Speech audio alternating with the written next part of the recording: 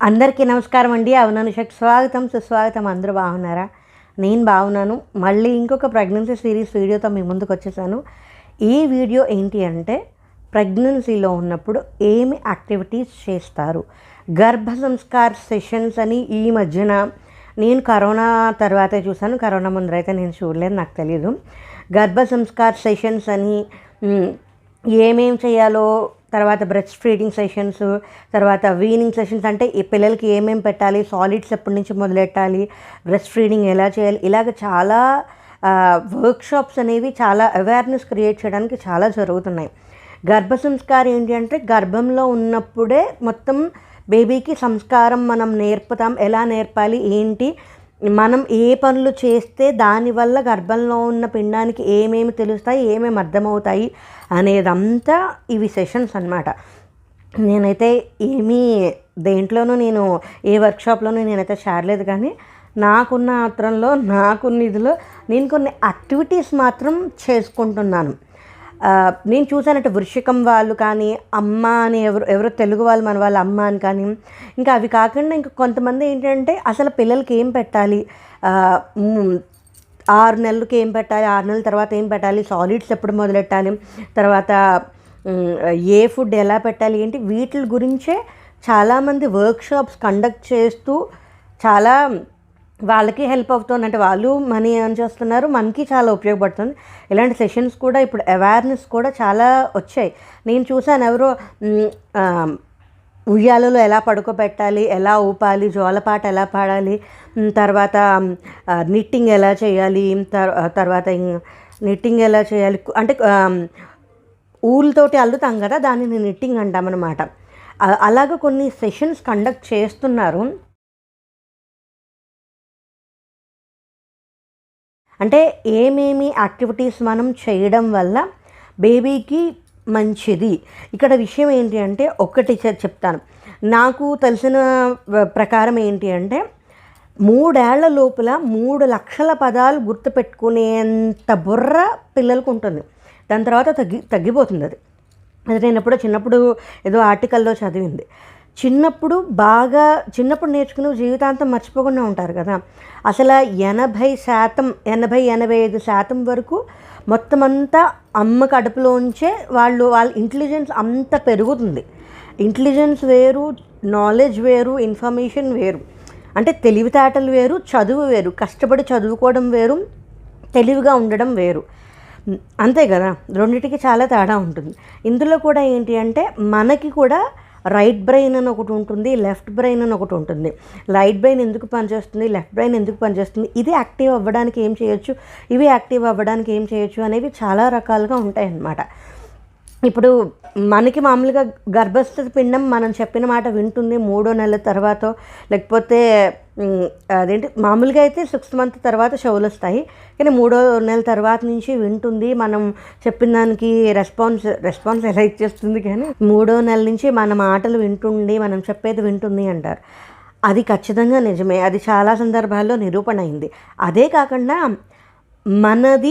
మనం ఇంత మనం ఇసుక రేణు అంత సంతోషపడితే బేబీకి ఐరావతం అంత సంతోషం ఉంటుంది. మనం ఏం తింటాము, ఏం తాగుతాము, ఏం ఆలోచిస్తాము, మనం ఏం ఫీల్ అవుతాము, అవన్నీ కూడా బేబీకి ట్రాన్స్ఫర్ అవుతాయి. అందుకని మనం పాజిటివిటీనే ట్రాన్స్ఫర్ చేస్తే మంచిది కదా, అంతే కదా.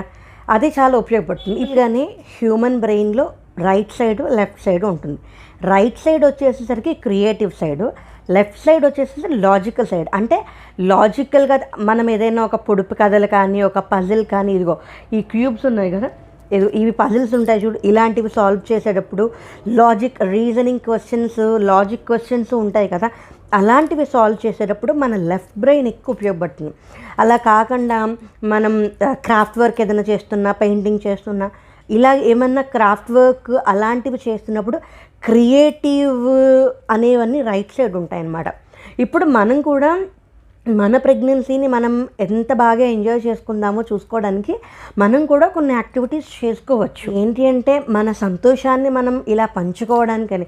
ఇప్పుడు మీరు ఇవన్నీ చేసేస్తే ఏదన్నా వాళ్ళ ఐన్స్టీన్ అయిపోతారా, అబ్దుల్ కలాం అయిపోతారా, అలా అని కాదు.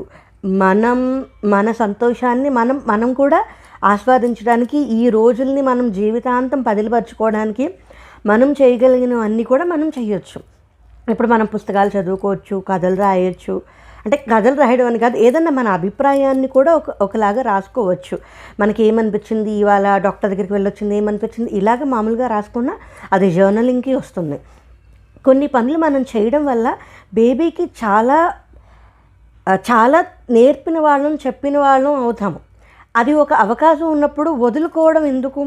ఇప్పుడు అది చేస్తే ఉపయోగం ఉంటుంది ఉండదు అనేది కాక పక్కన పెట్టేసినా, చేయడం వల్ల వచ్చిన నష్టం కూడా ఏముండదు, అంతే కదా. అందుకోసమని నాకు ఎలాగూ 8 సంవత్సరాల తర్వాత వచ్చింది కాబట్టి నాకు చాలా ఆత్రం ఉంది. నాకు మామూలుగానే నేను విపరీతమైన ఎక్స్ప్రెసివ్, పైగా ఇప్పుడు ఇంకా ఇదిగా ఉంది.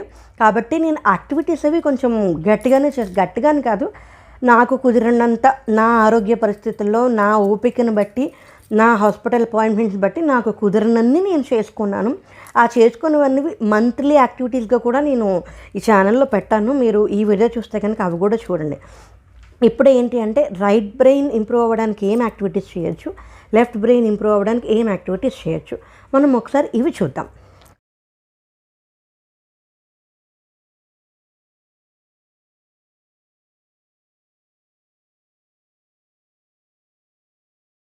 ఇప్పుడు రైట్ బ్రెయిన్, క్రియేటివ్ బ్రెయిన్, అది అందరికీ తెలుసు. క్రియేటివిటీ ఏవే పనుల్లో క్రియేటివిటీ ఉంటాయో అవన్నీ చేయడం వల్ల రైట్ బ్రెయిన్ యాక్టివిటీ బాగా పనికొస్తుంది.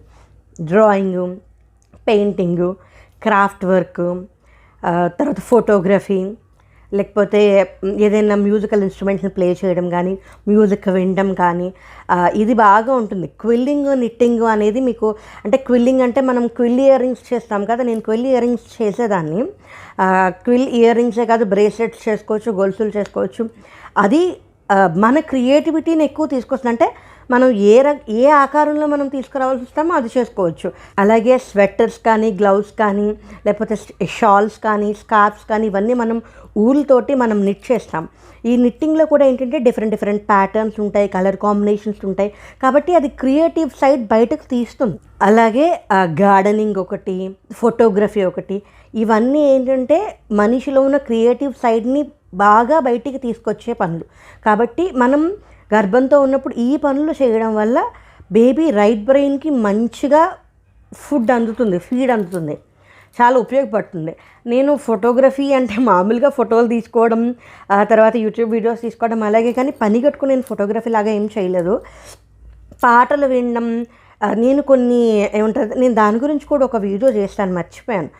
అంటే గర్భ సంవర్ధిని నాదా అని ఒక మ్యూజిక్ నేను వినేదాన్ని, ప్రతిరోజు వినేదాన్ని. అది చాలా చాలా ఎనర్జెటిక్గా చాలా బాగుండేది. ఒక రకమైన మ్యూజిక్ మనం వినడము, మనం పాడుతూ ఉండడం కూడా చాలా అవసరం అవుతాయి.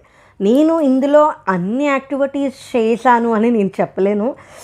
ఇంకా నాకు 6th మంతే, ఇంకా 3 నెలలు ఉంది. ఇంకా ఏమన్నా చేస్తాను లేదో తెలియదు. కానీ నేను డ్రాయింగు, పెయింటింగు, క్రాఫ్ట్ వర్క్ అంటే ఇప్పుడు ప్లాస్టిక్ రీసైక్లింగ్ కానీ, పాలిథీన్ రీసైక్లింగ్ కానీ, కార్డ్బోర్డ్ రీసైక్లింగ్ కానీ, ఇవి నేను ఎప్పుడూ చేస్తూ ఉంటా. నేను ఇప్పుడు పని కట్టుకుని చేసింది ఏంటంటే డ్రాయింగ్, పెయింటింగే చేశాను. ఎందుకంటే నేను అంతగా డ్రాయింగ్, పెయింటింగ్ నేను ఎక్కువగా చేయను. బేబీ గురించి నేను డ్రాయింగ్, పెయింటింగు చేశాను. డ్రాయింగు, పెయింటింగు, నిట్టింగు, క్విల్లింగు, దాని తర్వాత ఈ గార్డెనింగ్ అనేది మామూలుగా ఉత్తనే మొక్కలకి నీళ్ళు పోసాను. కానీ క్రాఫ్ట్ వర్క్ నేను ఎక్కువగా చేశాను. మ్యూజిక్ వినడం అంటే మామూలుగా విన్నాను, కానీ నేనేమి మ్యూజికల్ ఇన్స్ట్రుమెంట్స్ ఏమీ తెచ్చుకుని, అంటే పియానో కానీ, లేకపోతే తబలా కానీ, లేకపోతే వైలిన్ కానీ, మౌత్ ఆర్గన్ కానీ, అవి ఏవి నేను తెచ్చుకుని నేను బాగా ప్రాక్టీస్ అయితే చేయలేదు. ఇంకా 3 నెలలు ఉంది కదా, ఒకవేళ ఏమన్నా కుదిరితే కనుక నేను అది కూడా చేస్తానేమో. Gardening, playing with musical instruments మాత్రమే నేను ఇంకా చేయకుండా ఉన్నవి. చూద్దాం, 3 నెలలు ఉన్నాయి కదా, ఏమన్నా చేస్తానేమో, సమయం దొరుకుతుందేమో చూడాలి.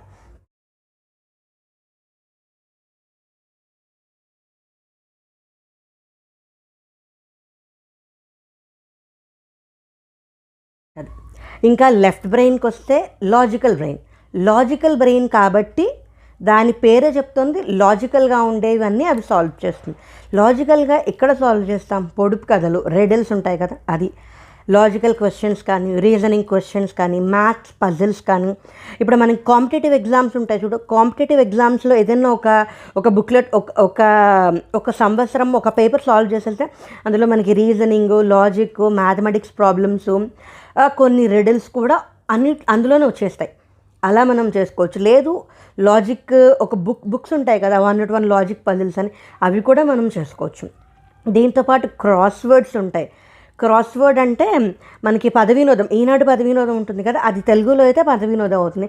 ఇంగ్లీష్ క్రాస్ వర్డ్స్ ఉంటాయి, క్రాస్ వర్డ్స్ ఫిల్ చేసుకోవచ్చు.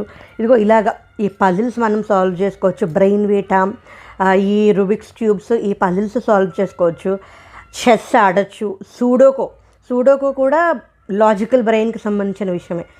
చెస్, చైనీస్ చెక్కరు అంటే చైనీస్ చెక్కర్ కూడా బుర్రకి సంబంధించిన గేమే, అవి ఆడుకోవచ్చు. మెమరీ గేమ్ అంటే మనకి ఇప్పుడు బ్లాక్స్ ఉండేవి ఇదివరకు, మనకి బ్లాక్స్లో మ్యాచ్ ద బ్లాక్స్ ఉండేవి. అలాగే 1 to 15 ఉంటాయి కదా, బ్రెయిన్ వీటా ఒకటి, 1 to 15 పజిల్ సాల్వ్ చేయడం అంటే ఒక ఆర్డర్లో పెట్టేది ఉంటుంది కదా, ఇలాంటివి. ఇవన్నీ మనకి లాజికల్ బ్రెయిన్కి ఉపయోగపడతాయి. అలాగే కార్డ్ గేమ్స్ అంటే యూనో కార్డ్స్ కానీ, WWF. ఎంతమంది ఎవరైనా ఆడేవారా చిన్నప్పుడు WWF కార్డ్స్ తోటి? నేను మా తమ్ముడు ఆడుకునేవాళ్ళం. WWF కార్డ్స్ అంటే కార్డ్ గేమ్స్ అంటే మళ్ళీ ప్యాకెట్లోకి వెళ్ళిపోవద్దు. యూనో కార్డ్స్ కానీ, WWF కార్డ్స్ కానీ, ఈ కార్డ్స్ గేమ్స్ ఆడడం వస్తుంది. ఇలాగా పొడుపు కథలు, ఇవన్నీ మనకి బ్రెయిన్కి, అతి ముఖ్యంగా లాజికల్ బ్రెయిన్, లెఫ్ట్ బ్రెయిన్కి ఉపయోగపడతాయి. ఇవన్నీ మనం రోజంతా ఏం చేసేయక్కర్లేదు.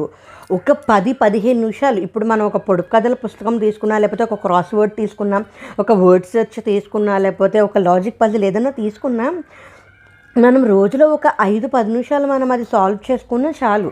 దీని గురించి ఎక్కువగా ఏమి శ్రమ పడిపోకర్లా. ఒక్క 15 నిమిషాలు.